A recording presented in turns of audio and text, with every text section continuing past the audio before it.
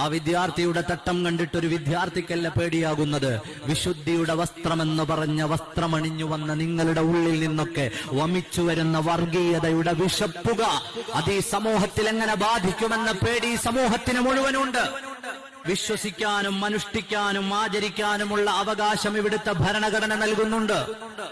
പള്ളുരുത്തിയിലെ സ്കൂളിലേക്ക് തലയിൽ തട്ടമിട്ട് കടന്നു ചെല്ലുന്ന വിദ്യാർത്ഥിക്ക് അവരുടെ മതനിയമമനുസരിച്ച് തലയിൽ തട്ടം ധരിക്കാനുള്ള സ്വാതന്ത്ര്യം അത് ഇന്ത്യയുടെ ഭരണഘടന നൽകുന്നതാണ്. അതിനെ ചോദ്യം ചെയ്യാൻ ആർക്കും കഴിയുകയില്ല. ഞാൻ ഈ സംസാരിക്കുന്ന പള്ളിയുടെ മുറ്റത്തു തന്നെ വിദ്യാലയമുണ്ട്. ഞാൻ പഠിച്ചിരുന്ന വിദ്യാലയം എന്റെ നാട്ടിലെ ജുമുഅത്ത് പള്ളിയുടെ ചാരത്തുള്ള ഖാദിരിയ സ്കൂളാണ്. നമ്മുടെ നാട്ടിലെ പള്ളികൾ നടത്തുന്ന സ്കൂളുകളിലേക്ക് വരുന്ന ഏതെങ്കിലും ഒരു കുട്ടിയുടെ കുറി മായിച്ചു കളയാനോ കുരിശുമാല എടുത്തു കളയാനോ ഇന്നുവരെ ഈ കേരളത്തിലെ ഏതെങ്കിലും ഒരു മുസ്ലിം മാനേജ്മെന്റ് ആലോചിക്കുകയോ അല്ലെങ്കിൽ അത്തരം നടപടികളുമായി മുന്നോട്ട് പോവുകയോ ചെയ്തിട്ടുണ്ടോ? ഇവിടെ വിദ്യാലയങ്ങൾ നിങ്ങൾക്ക് മാത്രമല്ല, ആ തിട്ടൂരങ്ങളൊക്കെ മാറ്റിവെച്ചേക്കൂ.